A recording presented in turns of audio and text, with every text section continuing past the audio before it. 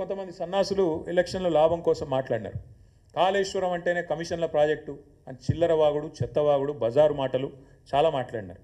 వారికి కూడా ఇదే నివేదిక సమాధానం చెప్పింది. 95వ పేజీ రేవంత్ రెడ్డి గారు 95వ పేజీ చదువుకో. మీ 95వ పేజీలో ఇదే దీనిలో స్టాటిస్టికల్ అబ్స్ట్రాక్ట్లు ఏం చెప్పిండ్రంటే రాష్ట్రంలో మరి సంపద పెరిగిందంటే ఎట్లా పెరిగిందంటే మీ వాళ్ళే రాసినారు, మీ ప్రభుత్వమే రాసిన ఈ నివేదిక. To achieve these objectives government has implemented policy initiatives such as flagship Kaleshwaram project and mission Kakatiya to improve irrigation infrastructure, supply 24/7 power to farmers, investment support to farmers under Rythu Bandhu. అందువల్ల సంపద పెరిగింది అంటూ కాళేశ్వరాన్ని ప్రస్తుతిస్తూ స్తుతిస్తూ అద్భుతమైన ప్రాజెక్ట్ అని చెబుతూ తెలంగాణ స్టాటిస్టికల్ అబ్స్ట్రాక్ట్లో కనీసం పాప రాసిన అధికారులను నిజాలు చెప్పారు. సరే, ఈ సన్నాసులు చూసుకోలేదు, విడుదల చేసిన ఇప్పుడు తర్వాత 4 గరుచుకున్నారు, అది వేరే విషయం. ఇంకోటి, ఈ వ్యవసాయానికి సంబంధించి మీ నివేదికనే చెప్తా ఉంది స్పష్టంగా రాష్ట్రంలో కాళేశ్వరం ప్రాజెక్టు కానీ మిషన్ కాకతీయ లాంటి ప్రాజెక్టుల వల్ల కానీ ఎంత వ్యవసాయ విస్తరణ జరిగింది, ఎట్లా సంపద పెరిగింది. ఇప్పుడు నేను చెప్పాను తలసరి ఆదాయం పెరిగింది అని చెప్పాను, రాష్ట్ర జిఎస్డిపి పెరిగింది. కేవలం ఒకటే సెక్టర్ వల్ల పెరిగిందా? కాదు. ఈ రాష్ట్ర ఆదాయము వ్యవసాయ విస్తరణ ఆదాయం పెరిగింది, సంపద పెరిగింది అంటే ఇవాళ మీరు మాకు అప్పజెప్పినాడు దాదాపు 34 లక్షల ఎకరాల్లో ఆనాడు పంటలు పండేది, 68 లక్షల మొత్తం నేను చెప్పేది వరి, 68 లక్షల టన్నులు ఆనాడు ఉత్పత్తి అయ్యేది మీరు అప్పజెప్పినాడు. మేము దిగిపోయే నాడు మరి మొత్తం చూసినట్టయితే ఓన్లీ వరి నేను చెప్పేది, మిగతా పంటలు కాదు, 1,18,00,000 ఎకరాల్లో సాగైతున్నది, 2,60,00,000 టన్నులు ధాన్యం పండుతున్నది, వరి ధాన్యం. అంటే ఎక్కడ మీరు అప్పచెప్పినాడు 34 లక్షల ఎకరాలు, ఎక్కడ 1,18,00,000 ఎకరాలు, ఎక్కడ 68 లక్షల టన్నులు, ఎక్కడ 2,60,00,000 టన్నులు. ఇది వ్యవసాయ విస్తరణ జరిగిందా లేదా, కాళేశ్వరం పనికొచ్చిందా లేదా, మిషన్ కాకతీయ కమిషన్ కాకతీయ అయ్యిందా? ఈ సొల్లువాగుడు వాగిన సన్నాసులందరూ దయచేసి కాంగ్రెస్ మిత్రులు చదువుకోండి, మీ ప్రభుత్వం ఇచ్చిన రిపోర్ట్ని నేను కోరుతా ఉన్నాను. ఐటీ ఎక్స్పోర్ట్స్ ఆనాడు తెలంగాణ రాష్ట్రం ఏర్పడ్డ నాడు ఐటీ ఎక్స్పోర్ట్స్ మీరు మాకు అప్పచెప్పినాడు 57,000 కోట్లు. మేము దిగిపోయిన నాడు ఐటీ ఎక్స్పోర్ట్స్ 2,41,000 కోట్లు. ఆనాడు ఐటీ రంగంలో మొత్తం మీరు దిగిపోయిన నాడు మాకు అప్పచెప్పినాడు ఐటీ రంగంలో ఈ రాష్ట్రంలో ఉద్యోగులు 3,23,000. మేము దిగిపోయిన నాడు 10 లక్షలు, అంటే 3 రెట్లు. అటు వ్యవసాయం పెరిగింది, ఇటు ఐటీ పెరిగింది. అట్లాగే మీరు ఆఖరికి యాదవ సోదరులకు కుర్మ సోదరులకు మేము గొర్రెలు పంచి పశు సంపద జీవ సంపద పెంచే ప్రయత్నం చేస్తుంటే, దానికి కూడా బీసీలను బలోపేతం చేసే ప్రయత్నం చేస్తుంటే దాని మీద కూడా చిల్లర మాటలు మాట్లాడారు. కానీ ఇది మీరు ఇచ్చిన రిపోర్ట్, షీప్ ప్రొడక్షన్లో number 1 in the country Telangana, జీవ సంపదలో number 1 in the country Telangana. అట్లాగే మీరే మాట్లాడినారు, మేము ఈరోజు కమిషన్ కూడా ఒకటేసినారు, పవర్లో కూడా ఏదో జరిగింది అని, విద్యుత్తులో కూడా ఏదో జరిగిందని. కానీ మళ్ళీ మీ రిపోర్టే చెప్తుంది మీరు మాట్లాడిందంతా శుద్ధ తప్పు అని. పర్ క్యాపిటల్ పవర్ కన్జంప్షన్ ఎట్లా పెరిగింది, ఎట్లా విద్యుత్ స్థాపిత సామర్థ్యం పెరిగింది, ఇది నివేదిక. ఎట్లా పెరిగింది ఆనాడు ఎంతుండే మీరు మాకు అప్పచెప్పినాడు పర్ క్యాపిటల్ ఎనర్జీ కన్జంప్షన్ 1,356 యూనిట్లు. మేము దిగిపోయినాడు ఎంతుంది 2,349 యూనిట్లు. మరి ఎట్లా పెరిగింది ఇది?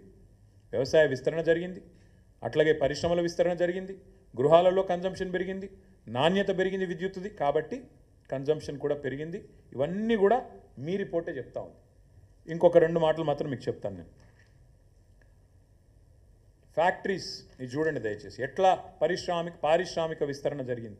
ఐటీ ఒక్క రంగమే కాదు, పారిశ్రామిక విస్తరణ ఎట్లా జరిగింది, ఎన్ని ఫ్యాక్టరీలు, మ్యానుఫ్యాక్చరింగ్ రంగం, ఉత్పత్తి జరిగింది, ఎట్లా జరిగింది. ఇక్కడ ఈ రిపోర్ట్లో ఏం రాశారంటే నెంబర్ ఆఫ్ ఫ్యాక్టరీస్ ఎన్ని ఉన్నాయి అని చూస్తే మనకంటే పెద్దదైన రాష్ట్రాలు 6, తమిళనాడు, గుజరాత్, మహారాష్ట్ర, ఉత్తరప్రదేశ్, ఆంధ్రప్రదేశ్, కర్ణాటక. వాళ్ళ తర్వాత మన స్థానం, నెక్స్ట్ మనమే. అంటే వీళ్ళకి మనకంటే జనాభాలో సైజులో భౌగోళికంగా చాలా పెద్ద రాష్ట్రాలు.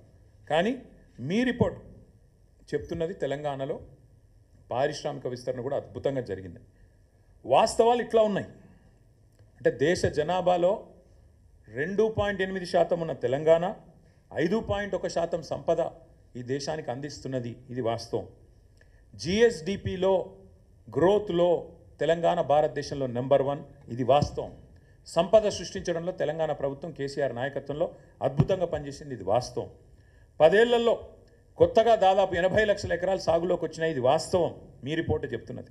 వ్యవసాయంలో జరిగిన అభివృద్ధి గురించి అయితే పుంకానుగా కాళేశ్వరం వల్ల జరిగిన లాభం, మిషన్ కాకతీయ వల్ల జరిగిన లాభం మీ నివేదికనే చెప్తా ఉంది. వాస్తవాలు, ఇది కరెక్టు. కాంగ్రెస్ వాళ్ళు రిపోర్ట్ చదవండి. దేశ తలసరి ఆదాయంలో ఇవాళ అగ్రభాగాన తెలంగాణ ఉన్నది. 1,84,000 నుంచి 3,56,000 జాతీయ సగటు కంటే డబల్ ఉన్నది అని మీ నివేదికనే చెప్పిన మాట వాస్తవం. మోదీ గారు తలకిందులు తపస్సు చేసినా, రాహుల్ గాంధీ గారు మరొక 100 జోడో యాత్రలు చేసినా ఇది సాధించలేరు అనేది కూడా వాస్తవం. అట్లాగే తెలంగాణలో గత 10 సంవత్సరాలుగా కేసీఆర్ గారు అకుంఠిత దీక్షతో, మొక్కవోని పట్టుదలతో ఒక అభివృద్ధి యజ్ఞం చేసినారు. ఇది కూడా వాస్తవం అని మీ నివేదికనే చెప్తా ఉంది. అట్లాగే 2014-15లో 5 లక్షల కోట్లున్న రాష్ట్ర సంపద ఇవాళ 15 లక్షల కోట్లు అయిందని మీ నివేదికనే కుండబద్దలు కొడుతున్నది. ఇది కూడా వాస్తవం. 10 ఏళ్ల కిందట ధాన్యం ఉత్పత్తి 68 లక్షల టన్నులుంటే ఈరోజు 2.60 లక్షల కోట్లు, అంటే 260 లక్షల టన్నులుగా పెరిగింది అని మీ నివేదికనే చెప్తున్నది. ఇది వాస్తవం. పాల ఉత్పత్తి, అది కూడా మీ నివేదికనే చెప్తున్నది. 42 లక్షల టన్నుల నుంచి 57 లక్షలు పెరిగిందనేది కూడా మీ నివేదికనే చెప్తా ఉన్నది. మాంసం ఉత్పత్తి 5 లక్షల టన్నుల నుంచి 10 లక్షల టన్నులు డబల్ అయింది. అది మీ నివేదికనే చెప్తుంది. గొర్రెల ఉత్పత్తిలో, జీవ సంపదలో నెంబర్ 1 భారతదేశంలో తెలంగాణ, అది మీ నివేదికనే చెప్తున్నది.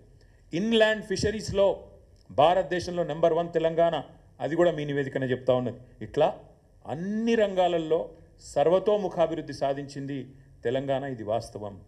ఇంకా ఒక మాటలో చెప్పాలి అంటే, accidental chief minister Revanth Reddy గారు అడ్డిమారి గుడ్డిదెబ్బలు అయినో, ఇప్పటికైనా ఈ సొల్లు బంజి, ఇప్పటికైనా తెల్లారులేస్తే కేసీఆర్ని తిట్టుడు, రంకలేసుడు, బూతులు మాట్లాడుడు, దివాలాకోరు మాటలు మాట్లాడుడు, తెలంగాణను శపించుడు, తెలంగాణను తెల్లారులేస్తే దూషించుడు బంజే అని చెప్తా ఉన్నాం. నేను ఊరికేనే అనట్లేదు, ఏదో దుగ్ధతో మాట్లాడట్లేదు. తెలంగాణను ఎవరు తిట్టినా, తెలంగాణను ఎవరు దూషించినా, తెలంగాణను ఎవరు కించపరిచినా ఇదే పద్ధతిలో జవాబిస్తాం. ఎందుకంటే నువ్వు సిగ్గులేనోడివి కాబట్టి, మూర్ఖుడు కాబట్టే తెలంగాణను ఒక క్యాన్సర్ రోగితో పోల్చినావు, తెలంగాణ ఒక వ్యాధిగ్రస్తమైన రాష్ట్రంగా మాట్లాడినావు. అందుకే నేను అంటున్నాను, నువ్వు మూర్ఖుడివి, చదువుకో. నీ సొంత సహచరుడు, నీ ఉప ముఖ్యమంత్రి, నీ డెప్యూటీ ఇచ్చిన నివేదిక చదువుకో, సిగ్గు తెచ్చుకో, బుద్ధి తెచ్చుకో అని చెప్తా ఉన్నా.